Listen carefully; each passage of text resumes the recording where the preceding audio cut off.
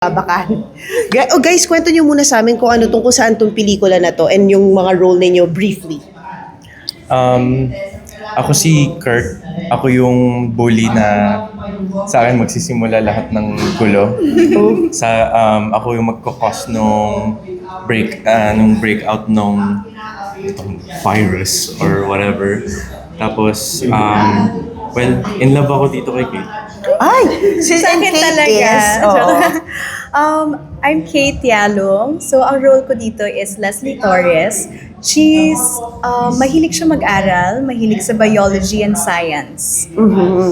Hello po, ako po si John Arsenas as Trevor Alvarez at ako naman po yung magiging love interest ni Kate. Oh, Yes. parang love triangle pala kayo dito. Love triangle. Oo, so sakto pala kayong tatlo yung kinuha namin para ma-interview. So, what's this about?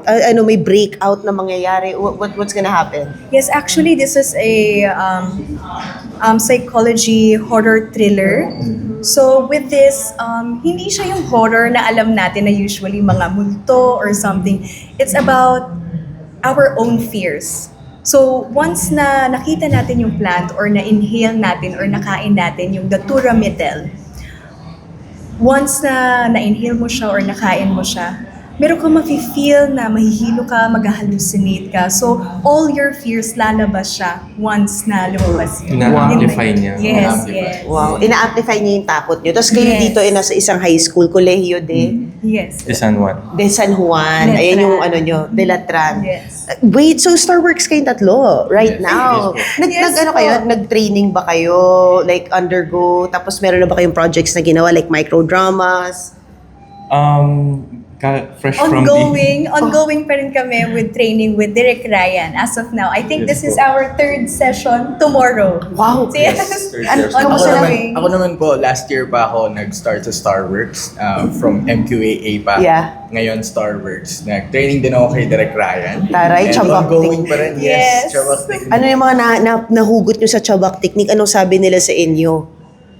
Para sa akin, nahugot ko, siguro yung mga personal fears ko in life, dun ko siguro hugutin yung sa character ko as Leslie. Wow. So, nagamit mo dito? Hindi ba kayo gagam- nag-taping? Not yet po. Oh. Pero nabasa na namin yung script and nagno-notes na kami on the side. Wow.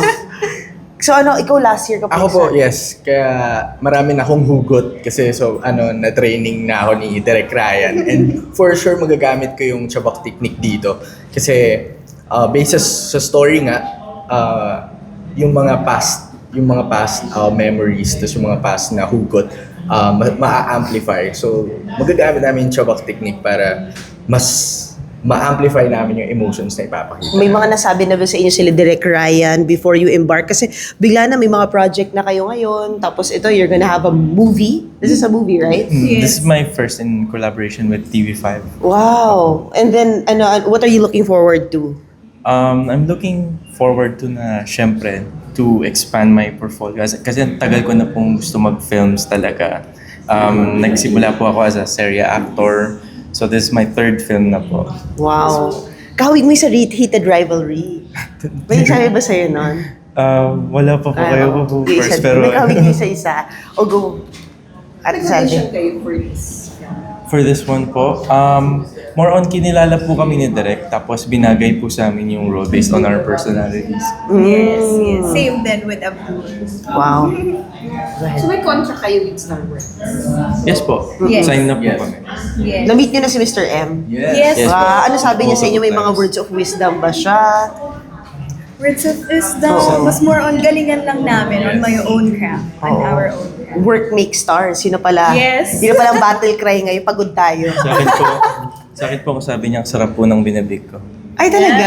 Ano binake mo? Oatmeal cookies po. May dala ka? Dala ka lang. May dala ka? Right na wala po. So, baker ka pala? Yes po. Taray. So, may shop ka ba? May business po ako. Ay, Abudi siya. Bakes. Yun Ay, po. talaga? Ano yung business? Abudi Bakes po. Oh. Ay, may ganon? May ganon? Yes po. At ang niche ko po is yung mga Dubai chocolate, mga chewy cookie. Oh. Ganun pala, ikaw nag-viral. Taray. Ikaw naman, Kate. Ano bang mga gusto mo pang projects? ang mga projects Oo, na... na sinabi mo kay Tyrone, kay Mr. M, yung mga wish mong gawin. Ako naman po, I'm willing to explore sa craft ko. And yun lang naman, syempre, check ko muna with my script if okay ba with me. So, ako naman am willing kahit anong project, basta okay sa management ko. You guys sing, right? Ako po, I sing. I Yes. started as a singer. Yes. Nagkaroon na rin po ako ng projects in collaborated with TV5. Yes. Yung Project Loki, I'm one of the support role there. Kaya ito po yung parang second na project ko galing Wow. TV5. And e-ere na sa Free TV yung Project Loki. Yes, sobrang excited. Actually, pinalabas na siya sa Vivo Vivo One. And ang ganda, yung register sa mga tao is maganda. Sana tangkilikin din ng mga kapatid natin. What's the best feedback that you got sa role mo sa Project Loki? Sa akin, sabi nila parang hindi daw nila ako nakita. Na yung character ko doon kasi is psycho. Psycho killer siya. So, estudyante pero psycho killer. And malayong-malayo sa kasi hindi naman ako killer, syempre. Pero yun. Pero psycho ka. Kaya yun, sobrang natuwa ako kasi yung psycho killer yung nakita nila. Wow! Nailabas mo yung tiyabak doon. Sobra. Alright. Thank you so much, guys. Congrats. Thank you so Ayan, much. picture.